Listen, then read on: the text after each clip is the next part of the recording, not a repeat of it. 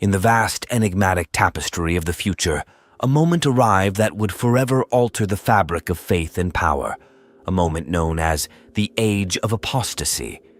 This era, shrouded in both myth and historical obscurity, stands as a testament to a time when established institutions and time-honored beliefs were violently challenged by forces lurking in the shadows. It was an epoch where certainty crumbled and the very foundations of spiritual authority were questioned, leaving behind a legacy of intrigue and lasting impact that continues to echo through the corridors of time. The Age of Apostasy emerged as a critical turning point, a juncture at which the once unassailable bastions of religious dogma found themselves confronted with internal dissent and external pressures. In this volatile period, the veneer of divine order began to show cracks, and whispers of betrayal permeated the sacred halls of the church. The notion that the custodians of spiritual truth could themselves be the architects of subterfuge sparked not only shock, but also an enduring curiosity, a question that would haunt the annals of history. Who betrayed the church? As viewers embark on this journey through a time marked by profound upheaval and clandestine machinations, they must first grasp the overarching landscape in which these events unfolded. The Age of Apostasy was not merely a sequence of isolated incidents. It was a comprehensive transformation, a seismic shift in the balance of power that affected every stratum of society. From the high sanctums where decisions of cosmic consequence were debated, to the hidden enclaves where clandestine alliances were forged, the period was defined by a complex interplay of ideology, ambition, and subterfuge. At its core, the narrative of the Age of Apostasy is not one of simple rebellion against orthodoxy, but rather a multifaceted saga of conflict between tradition and innovation. It was a time when long-standing principles were re-examined in the harsh light of a rapidly changing universe, and when allegiances shifted as easily as the stars themselves. This was an era in which the sacred and the profane collided, resulting in a narrative that defies simple categorization, a story of light and darkness interwoven in ways that continue to provoke thought and debate. In setting the stage for our exploration, it is important to appreciate that the events of the Age of Apostasy were layered with symbolism and steeped in a complexity that defies reductionist explanations. The period was marked by a pervasive atmosphere of uncertainty, a time when the lines between righteousness and corruption were blurred, and when the true nature of loyalty became a subject of intense scrutiny. The spiritual authority that had once offered solace and order now found itself ensnared in a web of internal conflicts and enigmatic betrayals, leaving behind a legacy of questions that beckon to be answered. This prologue is intended not to reveal the intricate details that lie ahead, but rather to prepare the mind for the journey into a period of turmoil and transformation. As we delve deeper into the labyrinthine events that define the Age of Apostasy, viewers will be introduced to the myriad forces that contributed to this era of profound change. They will come to understand that the story is one of both caution and revelation, a narrative that challenges preconceived notions of faith and power, and that invites us to look beyond the obvious in search of hidden truths. In the chapters that follow, we will encounter the key players whose actions shaped the destiny of a universe steeped in religious fervor and political intrigue. We will trace the evolution of events through a timeline marked by escalating tensions, pivotal decisions, and moments of irreversible change. And in the process, we will seek to answer the burning question that has persisted through the ages. Who betrayed the church, and what does that betrayal reveal about the nature of authority itself? Prepare to embark on a journey into a time when the very essence of belief was contested, a journey into the heart of the Age of Apostasy, where every shadow hides a secret and every revelation comes at a steep price. The narrative unfolds through a tapestry of distinct groups, each playing a specialized role in an era marked by deep division and unrest. At the forefront stands the established church leadership, a cadre of high-ranking clerics and spiritual authorities tasked with preserving long-standing traditions and doctrines.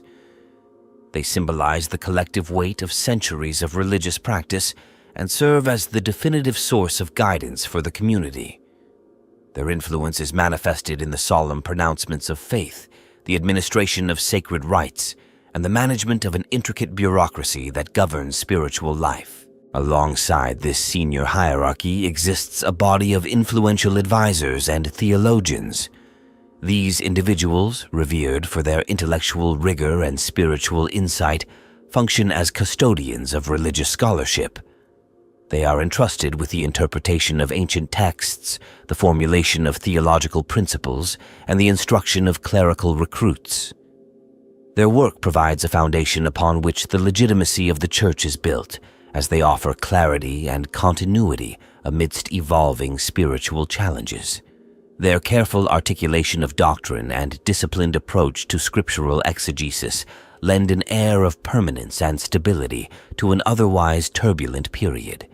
Another pivotal group comprises the militant enforcers, whose duty is the physical protection of sacred sites and the preservation of order within the ecclesiastical structure. These individuals are not only guardians of physical property, but also defenders of the intangible essence of the faith. They execute orders with precision and are charged with ensuring that the decrees of the religious elite are implemented without deviation. Their presence on the ground underscores the interplay between spiritual conviction and martial discipline, and they act as a visible deterrent against those who might threaten the established way of life.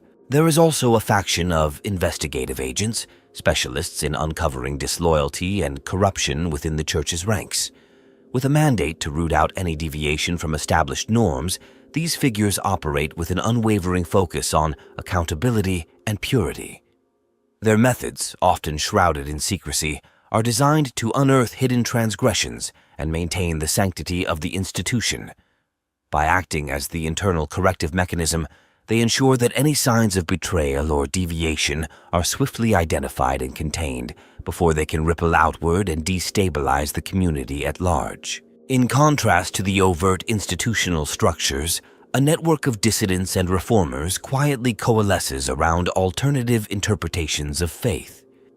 This group comprises clerics, scholars, and lay devotees who question the rigidity of long-held practices. They seek to introduce novel ideas and reformulate traditions in response to emerging challenges.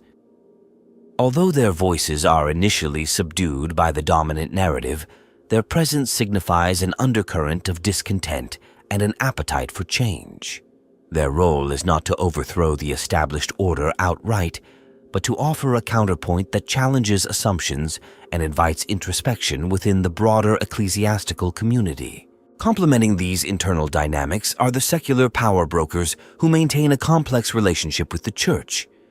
These politically influential entities are often intertwined with religious institutions through historical alliances, shared interests, or mutual dependence. They are responsible for managing the practical affairs that support the spiritual infrastructure, including the allocation of resources, the administration of justice, and the mediation of conflicts that arise within society. Their contributions, while not overtly doctrinal, are crucial for the practical functioning of the Church and serve as the link between divine authority and worldly governance. A further faction exists among the ranks of grassroots adherents. This diverse assembly of everyday worshippers and local leaders provides the connective tissue that binds the lofty edicts of the Church to the daily lives of the faithful. Representing a broad spectrum of belief and devotion, they embody the lived experience of the doctrine as it is practiced in communities spread across vast territories. Their loyalty is often tested by external influences and internal schisms, yet they remain a potent force in sustaining the cultural and spiritual milieu of the age. Finally, there is a cadre of secretive operatives who function in the shadows. These individuals, connected by a network of covert communication and clandestine meetings, play a role that is less visible but no less significant. Their contributions are marked by a careful balance between ideological conviction and pragmatic necessity. They work discreetly, ensuring that subtle shifts in the power structure are both monitored and, when necessary, influenced from behind the scenes.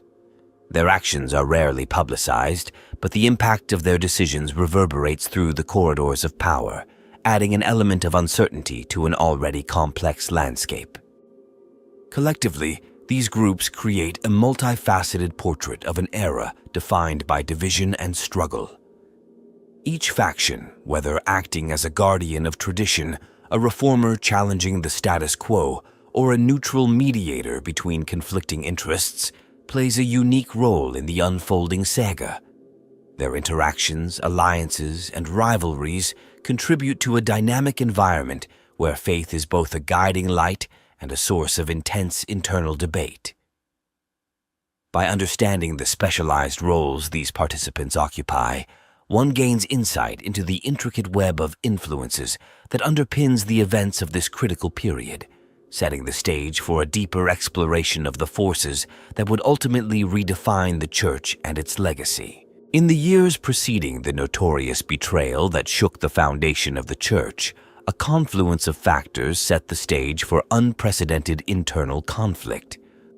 A slow but relentless transformation in the cultural and ideological landscape gradually eroded long-held certainties, as shifts in society's values and the emergence of new intellectual currents led to questions about the established order. This period of transition was marked by an ever-growing divergence between what had been revered as immutable truths and a new generation seeking innovative perspectives. Over time, the tension between a rigid adherence to tradition and an appetite for progressive reform became increasingly palpable. One of the underlying causes was the accumulation of administrative and doctrinal pressures that had long been ignored.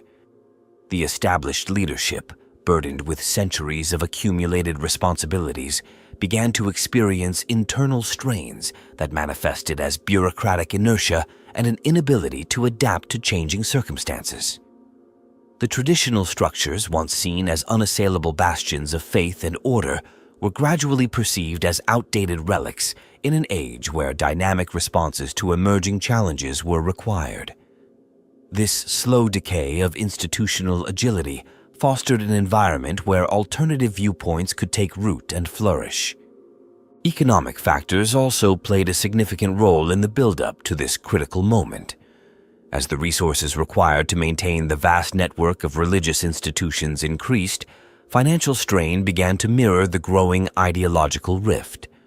Overextended budgets and competing priorities forced the Church to confront the reality that its methods of resource allocation were no longer sustainable. In many regions, economic hardship amplified the sense of disillusionment among local communities, which in turn fueled skepticism towards the higher authorities. The financial constraints created fertile ground for dissenting voices, as promises of reform and better stewardship resonated strongly with those feeling left behind by a system perceived as increasingly out of touch. Furthermore, advancements in communication and record-keeping introduced both clarity and complexity into matters of faith and governance. With the advent of more sophisticated means to disseminate ideas and document events, discrepancies between official narratives and personal experiences began to emerge. The widespread availability of information exposed long-concealed inconsistencies, prompting both clerics and laypeople to reassess the veracity of traditional teachings. This surge in accessible knowledge catalyzed a critical re-examination of ancient practices, revealing gaps and ambiguities that had long been swept under the rug. The newly empowered public, armed with a wealth of information, became less inclined to accept doctrines without scrutiny. Political instability and external pressures further contributed to the environment of unease. As secular authorities and rival power structures increasingly encroached upon territories traditionally under ecclesiastical influence, the Church found itself forced into a defensive posture. The intrusion of external political agendas into matters of faith created a precarious situation where the integrity of the Church's message was compromised by the necessity of survival. In regions where external control or interference was pronounced, local communities witnessed a gradual dilution of the spiritual authority that had once united them. This external encroachment, combined with internal rigidity, left the institution vulnerable to both overt and subtle forms of subversion. At the same time, the philosophical landscape was undergoing its own revolution. New schools of thought began to challenge the conventional wisdom that had been propagated for centuries. Intellectual debates, once confined to the halls of academia and cloistered religious institutions, spilled out into the public sphere, stirring curiosity and sparking controversy. The emergence of critical inquiry into long-established dogmas introduced a multiplicity of interpretations, each claiming to offer a more coherent or relevant understanding of spiritual truth. These debates were not merely academic. They carried real implications for the way communities organized their lives, creating fissures that would later widen into full-blown conflicts. Social changes also contributed to the shifting dynamics within the church. As urbanization accelerated and communities became more diverse, traditional bonds of loyalty and communal identity began to weaken. The rigid social hierarchies that had once underpinned religious conformity started to crumble under the weight of new social structures and increased mobility. The loss of a unified social fabric meant that the common person no longer felt the same level of attachment to the central authority, leading to a gradual erosion of collective identity. With individuals seeking meaning and belonging outside the established framework, the church's influence naturally waned in certain areas, creating pockets of resistance that questioned its relevance. In retrospect, the convergence of these diverse factors, administrative overload, economic stress, advances in communication, political interference, intellectual upheaval, and social fragmentation, laid the groundwork for the ensuing betrayal. Each element on its own might have been manageable. However, together they precipitated a state of disarray that undermined the church's ability to maintain cohesion. The gradual accumulation of small fissures eventually coalesced into a critical mass of discontent, setting in motion a series of events that would irreversibly alter the course of history. Ultimately, the precursors to the betrayal were not the result of a single, isolated incident, but rather the outcome of a prolonged period of systemic vulnerabilities. The erosion of institutional resilience, compounded by the rapid pace of societal change, created an environment ripe for disruption. In this volatile atmosphere, even the most deeply entrenched establishments were not immune to the forces of transformation, and the church's eventual downfall became an inevitable consequence of the cumulative pressures that had been building for decades. The sequence of events unfolded in several distinct phases, each marking a transition from one state of unrest to another without directly echoing the earlier hints or conclusions. At the outset, subtle signals of discord emerged gradually in isolated communities and local congregations. Minor acts of defiance and independent initiatives began to surface, hinting at a growing willingness among some to question established protocols. These initial incidents were characterized by quiet debates held in modest gatherings and small public displays that, while seemingly inconsequential at the time, served as early markers of an evolving crisis. The atmosphere was charged with a sense of anticipation, as seemingly routine administrative decisions sparked murmurs of discontent among those who had long accepted the status quo. Following this initial period, the situation advanced into a stage defined by a noticeable acceleration in the expression of dissent. As more voices joined in questioning the established order, regional disturbances increased in frequency and scope. Local assemblies, which had once functioned as peaceful forums for discussion, turned into arenas of heated debate.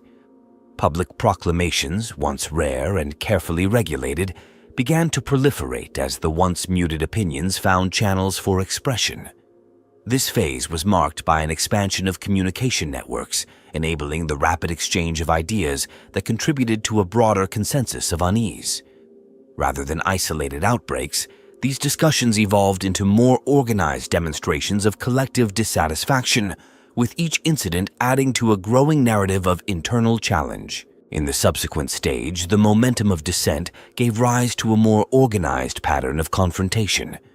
Key institutions, which had earlier been bastions of stability, found themselves increasingly besieged by coordinated campaigns aimed at undermining their authority. Local disputes transformed into regional controversies, and what began as sporadic episodes of unrest took on the character of a sustained campaign of agitation. Meetings and assemblies became more structured, and new channels for the dissemination of critical ideas emerged. Even as efforts were made to contain these challenges, the organized nature of the opposition signaled a transition into a period of widespread and systematic contestation. This phase saw the emergence of structured communication networks that spanned large geographical areas, creating an environment where grievances could be shared and amplified with remarkable speed. As the situation escalated further, the events entered a phase marked by decisive actions that would irreversibly alter the internal dynamics. The steady accumulation of tensions reached a tipping point, leading to high-profile instances of direct confrontation between the established leadership and those championing change. During this period, covert maneuvers and overt public statements converged in a manner that laid bare the extent of the internal rift. Public ceremonies, once symbols of unity and reverence, were disrupted by unexpected challenges and protests. This phase was characterized by a series of orchestrated actions, each one building on the previous, culminating in an unmistakable rupture that signaled a turning point in the collective psyche. These actions, while varied in their immediate impact, collectively reinforced a sense of inevitability about the eventual schism. In the final stages, the organized dissent and the series of disruptive events coalesced into an irreversible divergence that fundamentally redefined the internal structure. This stage was not marked by a single moment of crisis, but by a series of cumulative actions that, taken together, dismantled long-held alliances and eroded the foundations of established order. Public expressions of loyalty were openly challenged, and the once cohesive network of institutions began to splinter. The chain reaction set in motion a process in which even previously secure relationships were rendered fragile. As the internal divisions deepened, the resulting cascade of events forced a recalibration of power dynamics, ultimately leading to the exposure of a betrayal that had been simmering beneath the surface for an extended period. Throughout these stages, the transformation of events was neither abrupt nor predictable. Rather, it was the result of a gradual intensification of pressures that eventually overwhelmed traditional safeguards. Each phase built upon the last, with the early signs of dissent steadily maturing into organized opposition and the eventual breakdown of unity, reflecting an evolution of conflict that defied simple explanation. The progression from minor local disruptions to a full-scale crisis was marked by a continuous reconfiguration of roles, responsibilities, and loyalties within the institutional framework. As each successive stage unfolded, the patterns of action and reaction created a complex tapestry of interrelated events, culminating in a pivotal moment that redefined the future trajectory of the institution. This developmental arc, spanning a series of incremental and interlocking phases, provides a structured overview of how the internal environment transitioned from relative stability to outright division. It captures the dynamic interplay between gradual reformist impulses and the rapid intensification of overt challenges. In following these stages, one witnesses the methodical evolution of a system under strain, where each phase contributed uniquely to the overall narrative of conflict and betrayal without recapitulating the detailed antecedents or final turning points discussed elsewhere. The turning point materialized during a high-stakes council meeting held in a secure and secluded location far from the prying eyes of the general faithful. The assembly was composed of the highest-ranking officials and trusted advisors, gathered to deliberate on an issue that had steadily become impossible to ignore. For months, undercurrents of mistrust and growing discontent had woven a complex web of uncertainty throughout the institution. That day, the focus of discussion was singular, a decisive choice that would either reaffirm the established order or usher in a radical new course of action. As the meeting commenced, an unusual silence permeated the chamber. The gathered leaders were acutely aware that every word exchanged could tip the balance between restoration and irrevocable division. Reports of internal subversion had circulated among trusted circles, and while specifics were scarce, the weight of these whispers demanded a robust response. The critical question put before the council was whether to embark on a bold initiative that would expose and isolate the suspected elements of betrayal, or to take a more cautious approach, allowing the situation to deteriorate further under the cover of internal complexity. The debate quickly escalated from cautious discussion to fervent argument. A faction of the assembly, composed of traditionalist voices, insisted that immediate measures were necessary to safeguard the integrity of the institution. They argued that any delay would only embolden those who sought to undermine the core values and the unity of the Church. Their rationale was built on the conviction that decisive, almost draconian action was the only means of preserving a sense of order and continuity. For these individuals, the risk of exposing internal rifts to the outside world was a small price to pay compared to the possibility of systemic collapse. In contrast, another group within the council, more inclined toward measured caution, urged that the situation be thoroughly investigated before irreversible steps were taken. Their position was rooted in the belief that rash decisions might lead to further alienation within the ranks, deepening the divisions rather than healing them. They favored a strategy that would involve discrete inquiries, aimed at identifying and isolating the elements responsible for the breach without resorting to overt purges. This approach, they argued, would minimize collateral damage while maintaining the stability of the institution in a time of heightened uncertainty.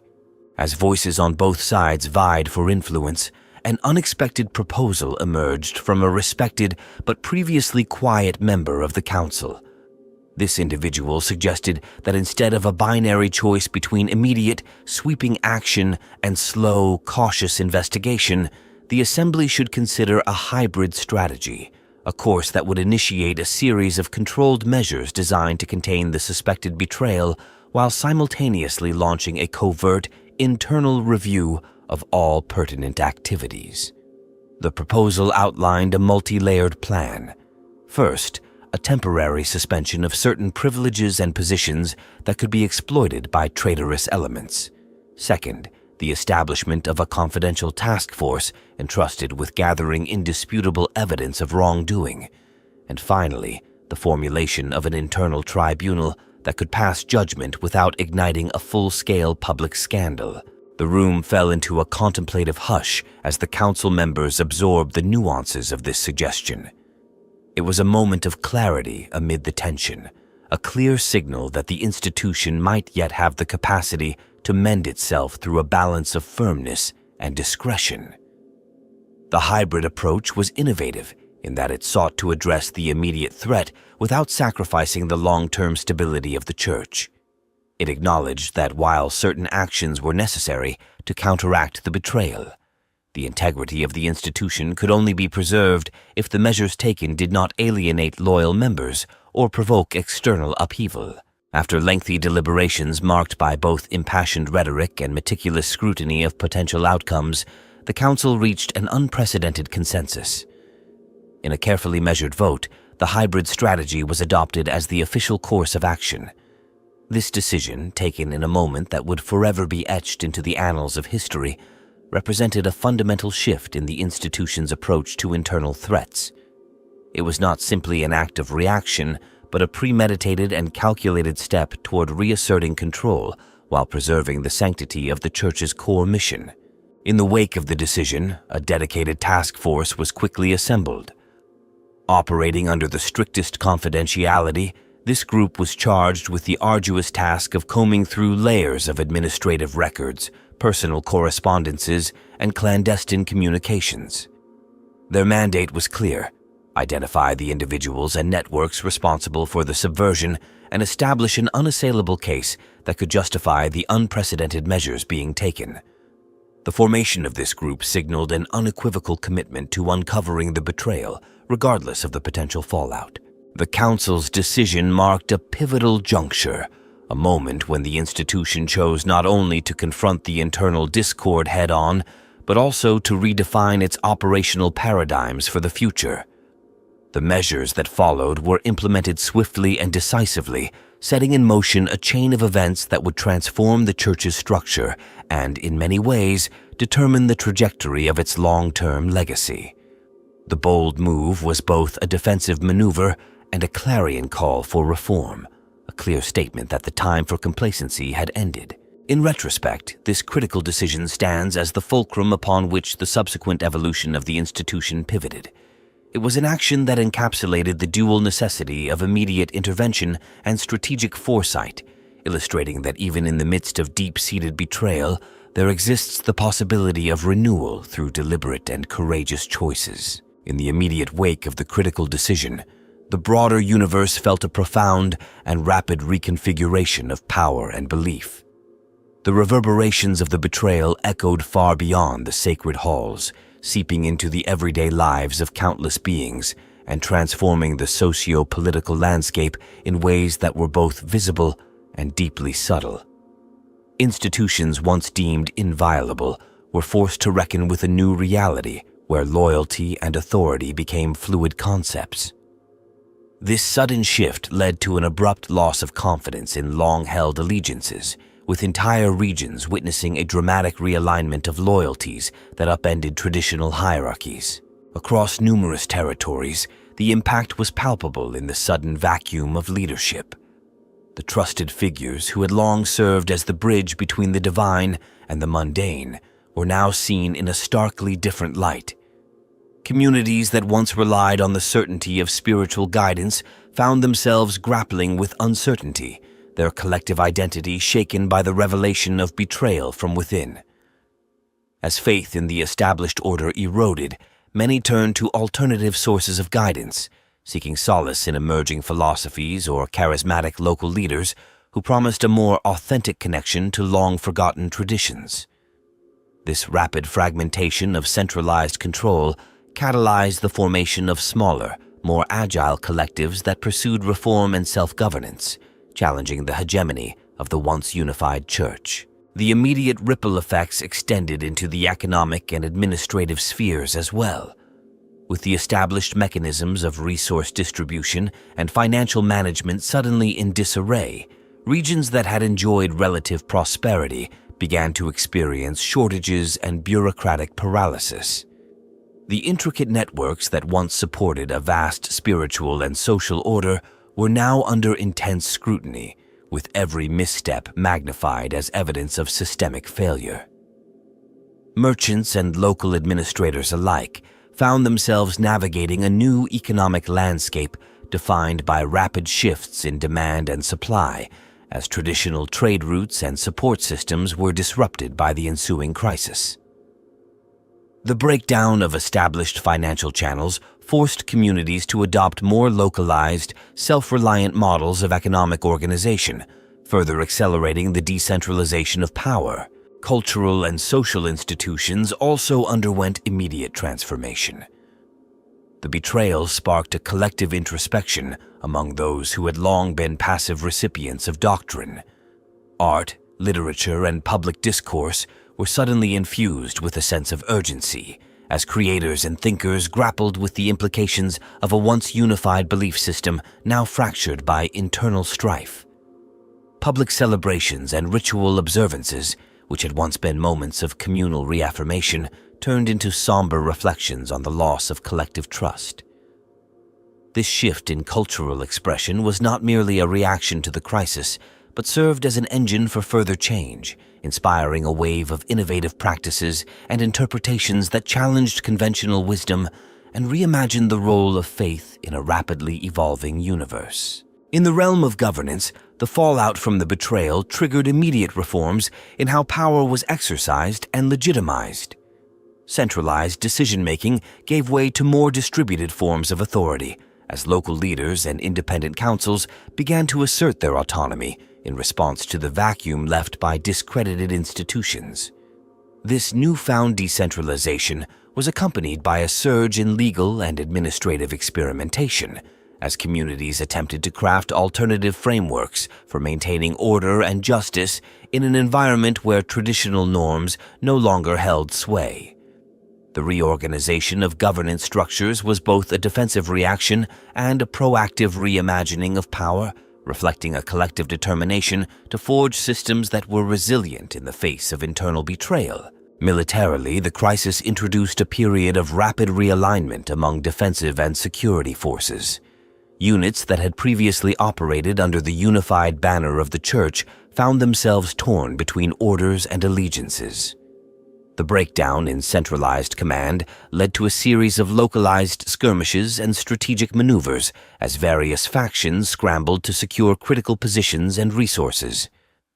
The immediate effect was a noticeable uptick in border conflicts and territorial disputes as groups sought to redefine their spheres of influence amid the chaos. This militarization of the response, while intended to restore order, often exacerbated regional tensions and contributed to an environment of persistent uncertainty and instability. At the level of everyday life, the psychological impact was profound.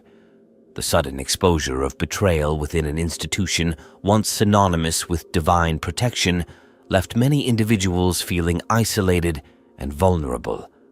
A pervasive atmosphere of suspicion took hold as neighbors and colleagues alike questioned the loyalty and integrity of those around them.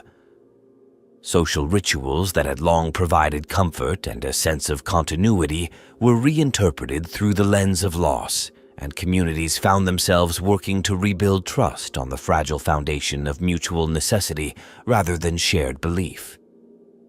This period of emotional and communal recalibration had immediate consequences, as the redefinition of social bonds became both a survival strategy and a pathway toward eventual renewal. In sum, the immediate impact on the universe following the betrayal was multifaceted, reshaping every layer of society, from the highest echelons of power to the intimate circles of everyday life. The shock of disloyalty catalyzed a widespread reorganization that transformed governance, economics, culture, and social relationships almost overnight. Traditional centers of authority were destabilized, making room for emergent structures that promised greater autonomy and resilience. This transformative period, marked by both conflict and creativity, set the stage for a future defined by new paradigms of power and community, underscoring the enduring truth that even in the wake of profound betrayal, the possibility of renewal remains ever present. The period is often remembered not only for its dramatic shifts in power and faith, but also for a host of distinctive elements that continue to spark heated discussions among enthusiasts. One of the most captivating aspects revolves around the hidden symbolism woven into the very fabric of the institution during this time. Obscure allegorical motifs appeared in architecture, ritualistic iconography, and even in the design of ceremonial vestments. Scholars and fans alike have debated the meaning of these symbols, whether they represent a coded language intended to reveal secret truths or serve as subtle warnings to those within the inner circles. Detailed examinations of murals and carved inscriptions in ancient sanctuaries have revealed patterns that suggest a deliberate departure from traditional imagery, hinting at an undercurrent of radical reinterpretation. Another area that continues to intrigue observers is the network of clandestine communications that flourished in the background of official proceedings. Despite the technological limitations of the era, a complex system of encoded messages and secret meetings emerged, enabling key figures to exchange information away from prying eyes. This covert network has been the subject of countless theories, with some arguing that it laid the groundwork for revolutionary methods of information dissemination seen in later periods.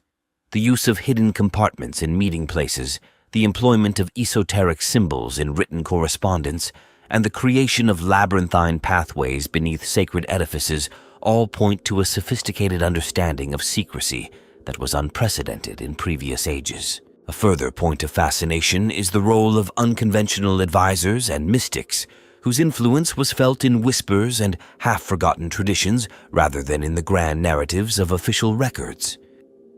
These figures operated on the fringes of the established order, often blending spiritual insight with pragmatic strategies for survival. They were credited with developing new ritualistic practices that diverged sharply from centuries-old traditions, creating a dynamic tension between established doctrine and emerging thought.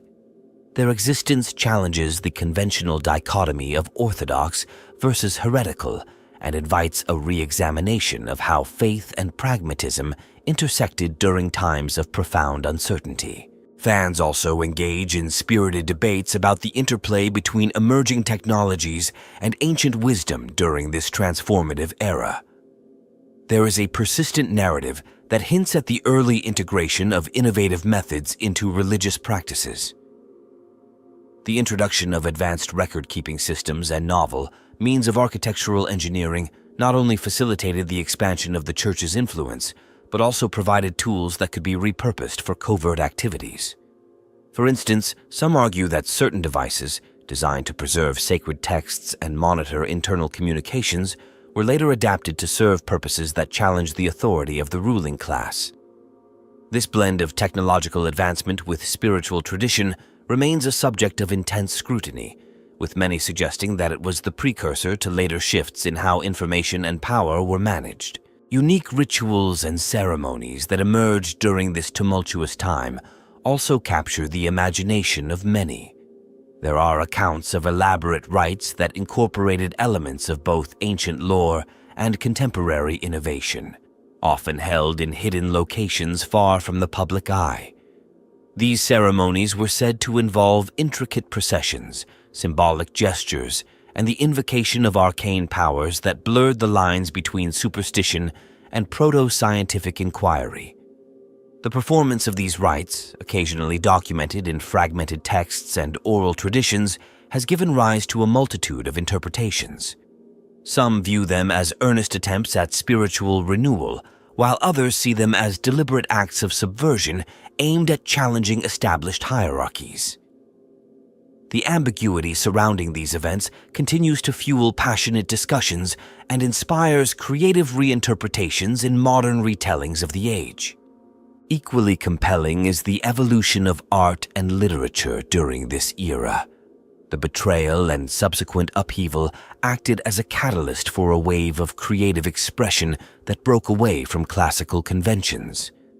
Poets, painters, and playwrights began to incorporate themes of duality, deception, and rebirth into their works, crafting allegories that resonated with those who experienced the transformative effects of the crisis. The symbolism in these artistic endeavors often reflected a deep-seated ambivalence, a recognition of both the decay of old certainties and the potential for a new, more enlightened order. This artistic renaissance has left an enduring legacy, with its works frequently analyzed and reinterpreted by both academic circles and dedicated fan communities. Finally, the emergence of alternative spiritual philosophies during this period offers another layer of complexity that continues to captivate the collective imagination. With the established order faltering, new interpretations of sacred texts began to surface, challenging the orthodox narrative and proposing fresh paradigms of belief. These emergent doctrines, sometimes characterized by their emphasis on personal experience over institutional dogma, gave rise to a diversity of thought that was as controversial as it was innovative. Debates surrounding these alternative perspectives remain vibrant in modern discussions, as enthusiasts explore how such shifts influenced later developments in religious thought and practice. In summary, the Age of Apostasy is remembered for more than just the betrayal that shook its foundations. Its legacy is enshrined in a myriad of unique aspects that continue to provoke thought and inspire debate among aficionados. From cryptic symbols and secret communications to innovative rituals and artistic revolutions, each element contributes to a rich tapestry of historical intrigue. These distinctive features not only highlight the complexity of the era, but also invite continuous re-examination of how a single period of upheaval can leave an indelible mark on both the institution and the wider cultural landscape. In the turbulent period that reshaped the course of history, several remarkable figures emerged whose personal qualities, ambitions, strengths, and vulnerabilities played decisive roles in influencing events. One such individual was Bishop Alexander, a visionary thinker whose commitment to purity of belief propelled him into the forefront of reformist debates. Known for his unwavering idealism, he pursued a path that sought to reclaim what he considered the original essence of faith. His eloquent arguments and penetrating insights inspired many within the inner circles, yet his uncompromising stance sometimes led him to clash with pragmatic elements within the establishment. His strength lay in his intellectual rigor and the ability to articulate a future free from corruption. However, his rigidity and intolerance for compromise proved to be a significant vulnerability, isolating him from those who might have bridged the gap between radical change and measured continuity. In contrast to Bishop Alexander's fiery resolve was Sister Marianne, a mediator who became known for her balanced outlook and empathetic approach to conflict resolution. Her life was dedicated to reconciling the divide between traditional values and emerging calls for reform. With a natural talent for diplomacy, she navigated the complexities of differing viewpoints with a gentle yet persuasive manner. Her strength was her capacity to listen and synthesize diverse opinions into coherent proposals for change.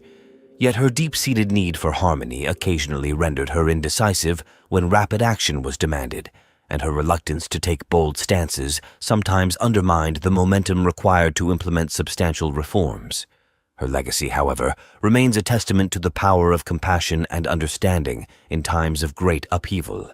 Another towering figure was Chancellor Victor, whose administrative acumen and relentless drive for order made him a central architect in the restructuring efforts that followed the crisis. With an iron will and a methodical approach to governance, he worked tirelessly to reassert control over the fracturing system. His formidable ability to marshal resources and coordinate large-scale operations brought a sense of stability amid the chaos. Yet, his strict adherence to protocol and an often cold, calculating approach to dissent earned him criticism for lacking the human touch necessary in turbulent times. His ambition to restore a semblance of order was both his greatest strength and a source of personal conflict, as it sometimes led him to dismiss voices that challenged his vision, inadvertently sowing seeds of further discontent. Not far removed from these leaders was the elusive figure known as the Shadow Scribe. Shrouded in secrecy, this individual became the subject of many whispered discussions among both insiders and observers. The Shadow Scribe was famed for compiling detailed accounts of hidden transgressions and distributing coded messages that questioned official narratives. Their aptitude for deciphering complex networks of secrecy allowed them to expose uncomfortable truths that many preferred to ignore. The mystery surrounding their identity only added to their influence, as rumors about their origins and true intentions circulated widely.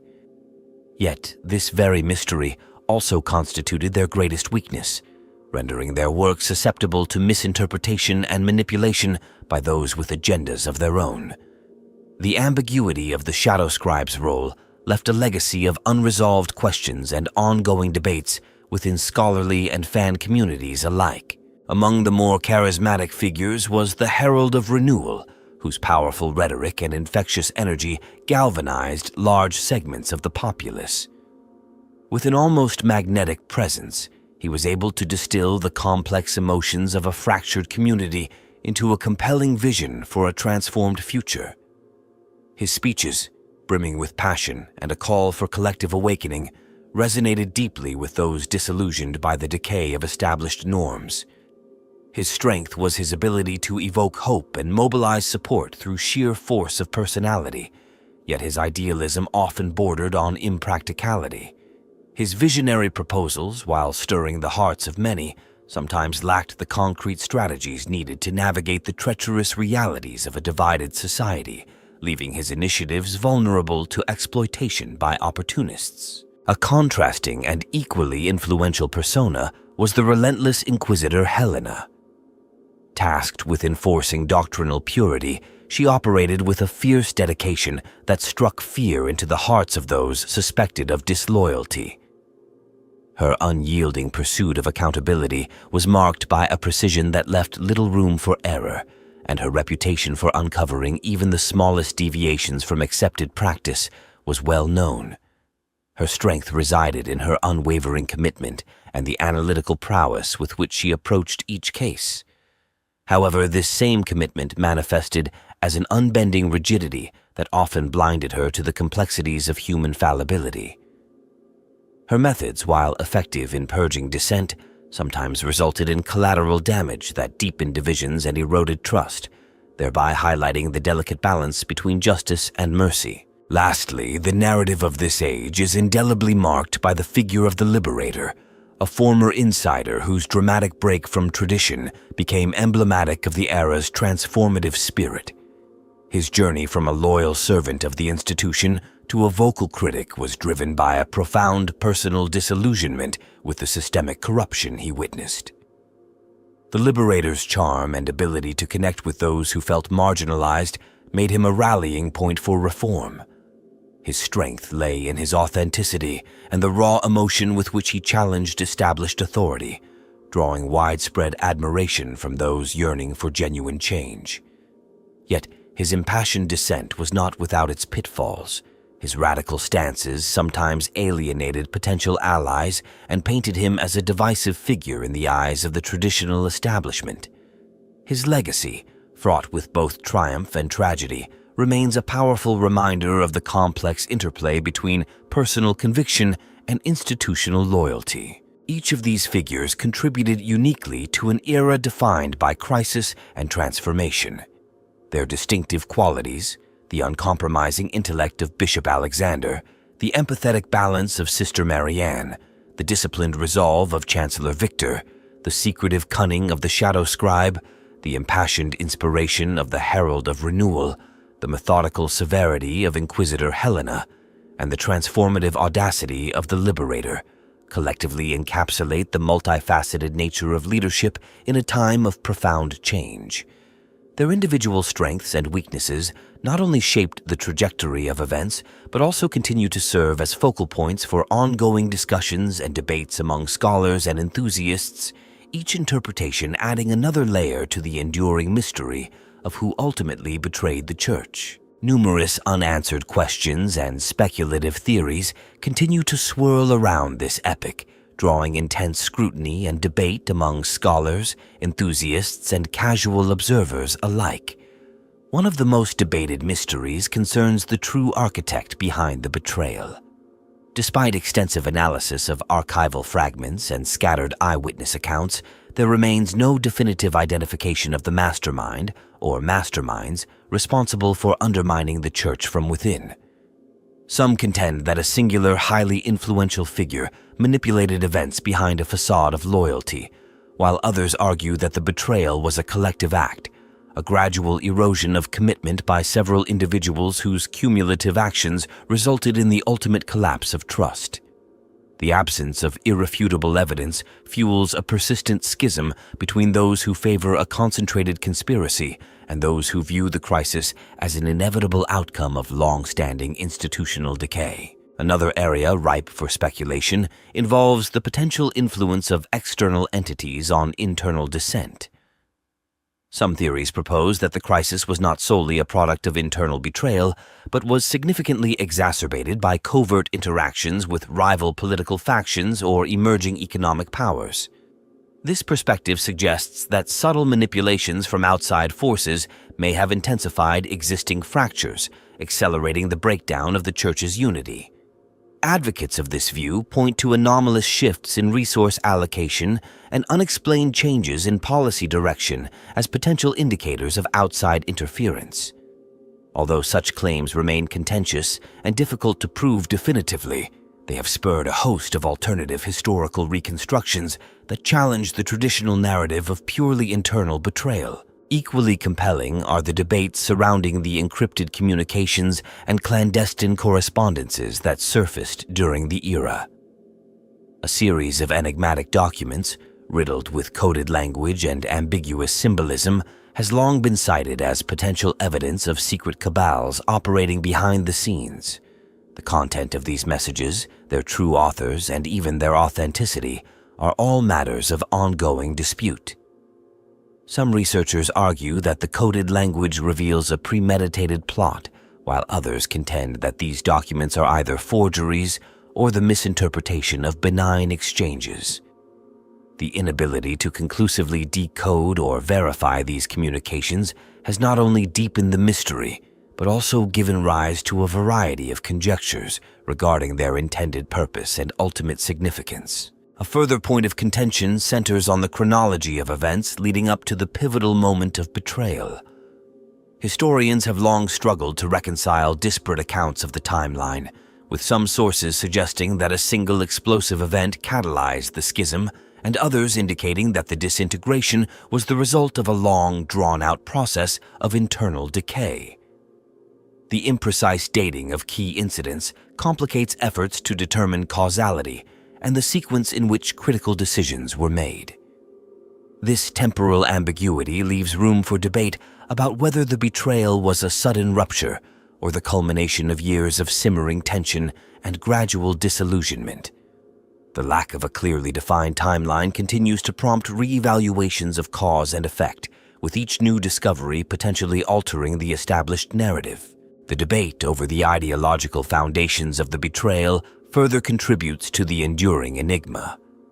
While it is widely acknowledged that conflicting interpretations of sacred doctrines played a significant role, there remains substantial disagreement over the depth and nature of these ideological rifts.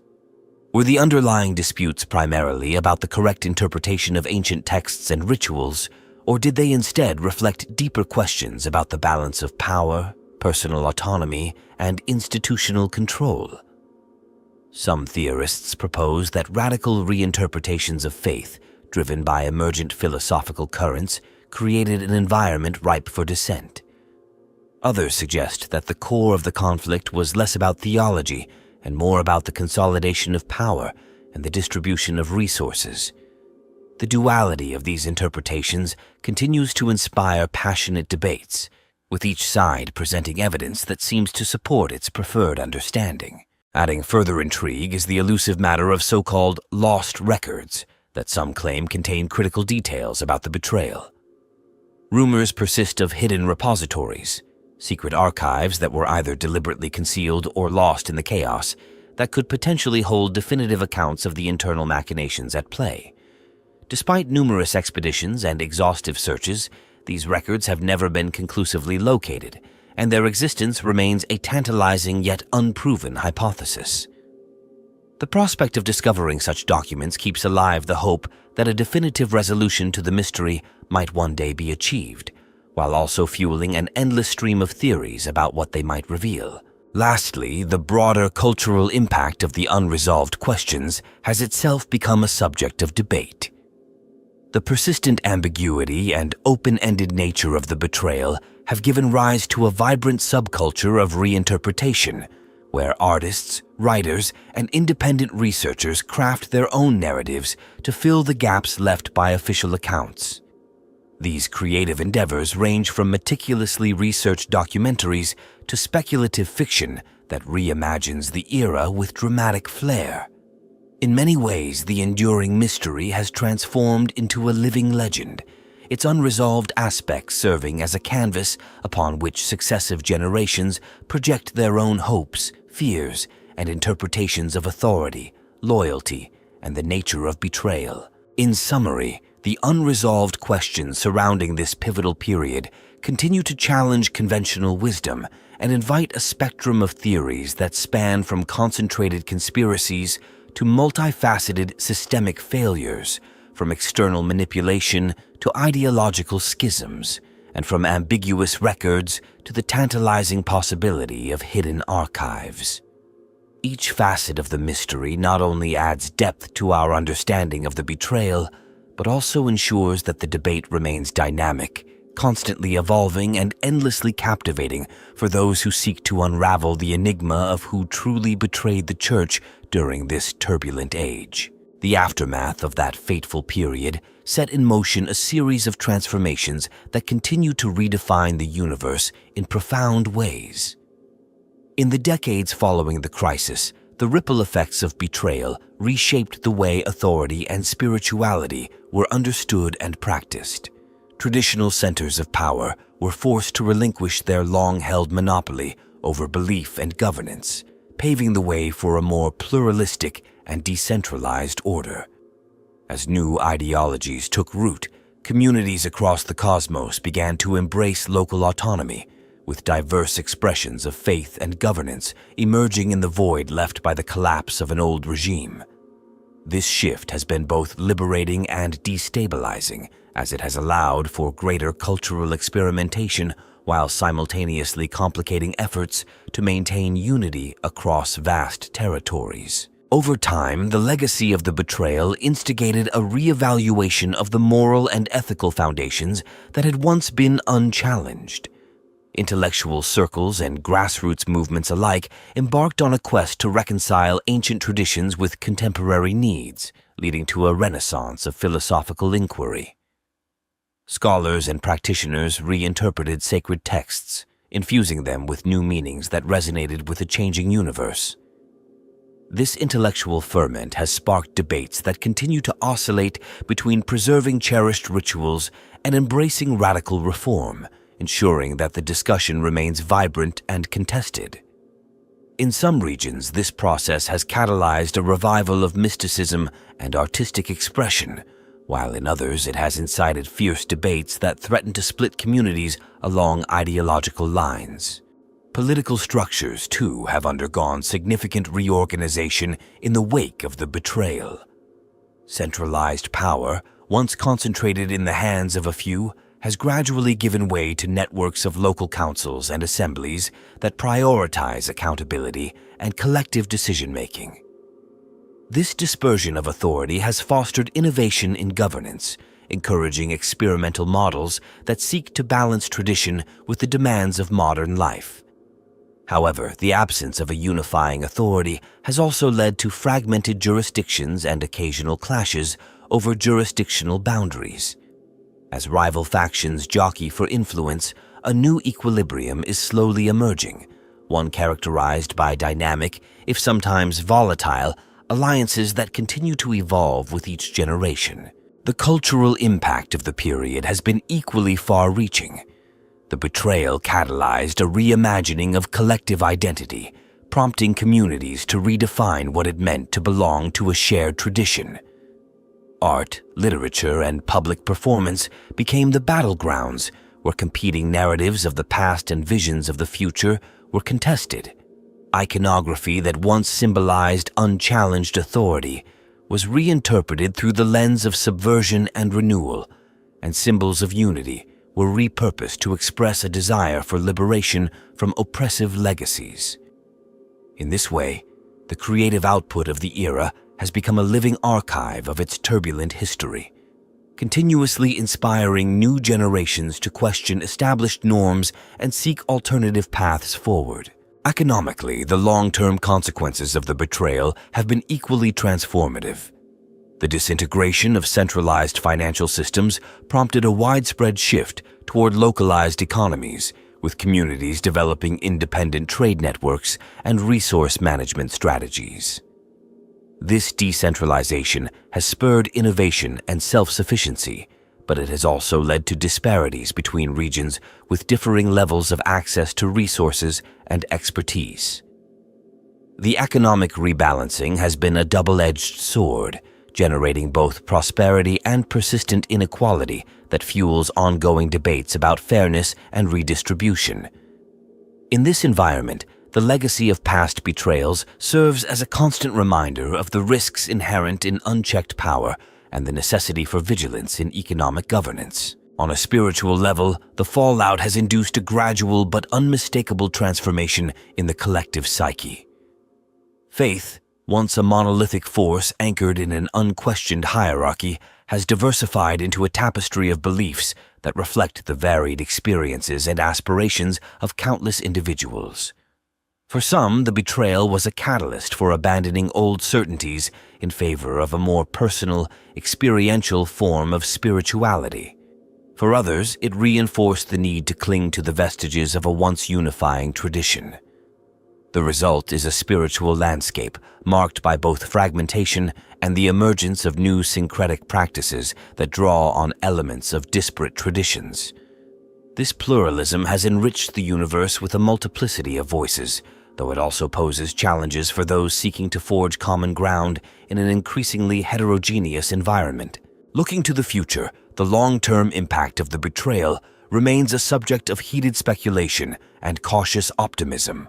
On one hand, the dismantling of autocratic structures has opened the door for greater innovation and responsiveness within both political and spiritual spheres.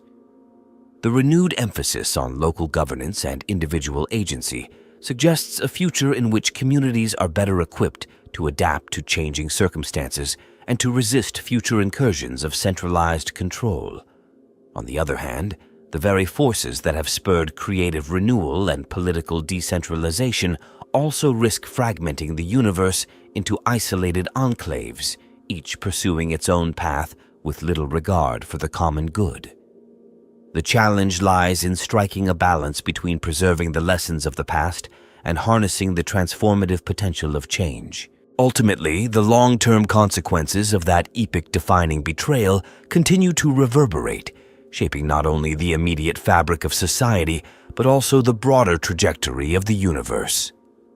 Whether these changes will prove to be a harbinger of enduring progress or a prelude to further discord depends on the ability of future generations to learn from history, to cultivate resilience in the face of fragmentation, and to forge alliances that transcend old divisions. The legacy of the betrayal serves as both a cautionary tale and an inspiration, urging all who dwell in this vast and complex universe to strive for renewal without losing sight of the deep-seated values that once held them together.